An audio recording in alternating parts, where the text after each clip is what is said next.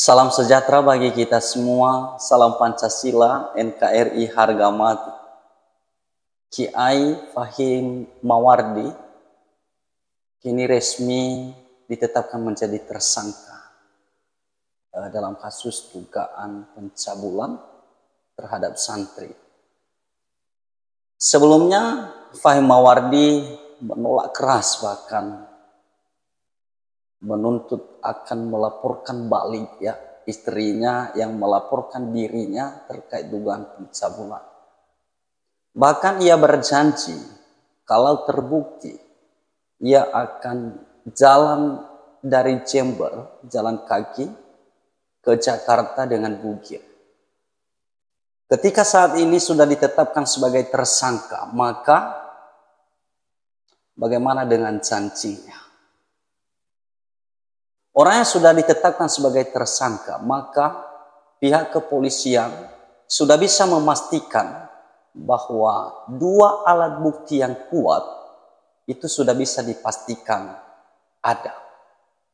Karena pihak penyidik kepolisian tidak akan mungkin mentersangkakan seseorang tanpa dua alat bukti yang kuat. Nah, walaupun demikian, pengacara Fahim Mawardi menganggap bahwa kliennya masih tidak layak menjadi tersangka.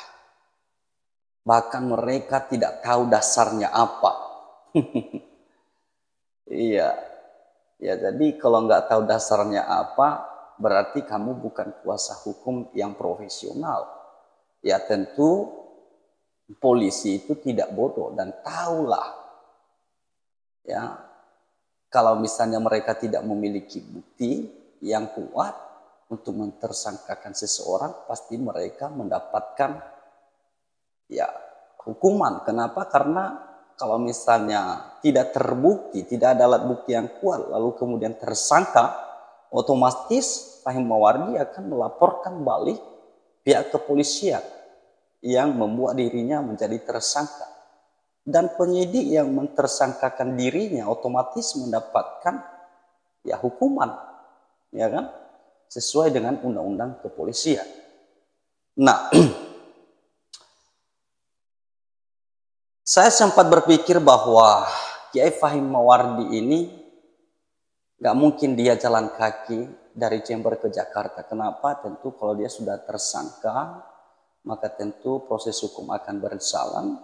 Dan ketika sudah dilimpahkan ke kejaksaan, akan diteruskan di persidangan di pengadilan, maka tentu di sana akan terjadi vonis kalau misalnya sudah memenuhi unsur bukti. Dan lalu kemudian tentu dia dipenjara, dan bagaimana ia akan berjalan kaki dari Jember ke Jakarta, tentu itu tidak mungkin ya. Baru nanti setelah dia keluar dari penjara itu baru bisa. Nah, sebagai warga negara yang baik, Fahim Mawardi saya selalu menagih, nanti kalau sudah siap di penjara, kalau misalnya sudah diputuskan dari pengadilan, jangan lupa janjinya ya, jalan bugil dari Jember ke Jakarta. Nah, teman-teman, saya mau baca sedikit ya artikel dari Kompas TV hari ini yang sudah diterbitkan pada 14 Januari ya. Dirilis oleh Kompas TV. Di sini ada Kiai Fahim Mawardi ditetapkan tersangka kasus dugaan tidak asusila kepada santriwatinya.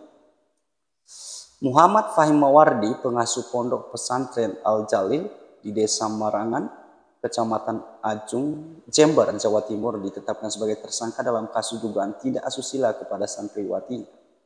Hal tersebut disampaikan kuasa hukumnya Andi Cahyono Putra saat mendampingi dua orang saksi yang dimintai keterangan polisi di Unit Perlindungan Perempuan dan Anak Satreskrim Polres Jember, Jawa Timur pada Sabtu siang.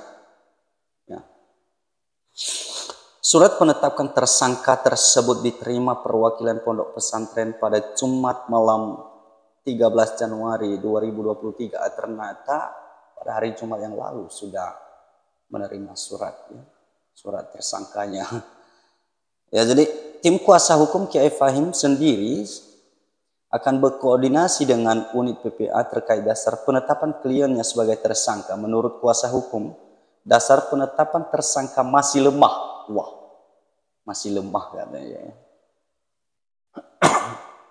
Kalau lemah, mana mungkin berani penyidik untuk menetapkan tersangka. Nah itulah saya heran kepada kuasa hukum Fahim Mawardi. Tapi biasalah, namanya kuasa hukum kan selalu membela kliennya ya.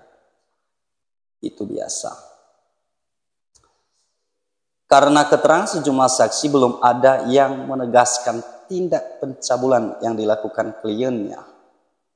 Kenapa harus diumbar-umbar kalau ditegaskan, ya kan? Ya tentu mereka sudah memeriksa saksi. Kalau sudah disampaikan, sudah mereka mendapatkan alat bukti, ya sudah. Polisi sendiri belum bisa memberikan keterangan pada awak media terkait perkembangan kasus ini. Pasca ditetapkan tersangka, polisi belum melakukan penahanan terhadap Kiai Fahim. Polisi sendiri menghadirkan 2 orang saksi lagi, yakni ibu dan adik dari Kiai Fahim. Ya, jadi memang hanya sebagai tersangka saat ini dan masih belum ditahan. Ya, masih belum ditahan, tentu itu kan kewenangan penyidik ya, untuk menahan seseorang. Kalau sudah jadi tersangka, ya itu kewenangan penyidik. Apakah perlu ditahan atau tidak? Kenapa? Itu berbagai pertimbangan.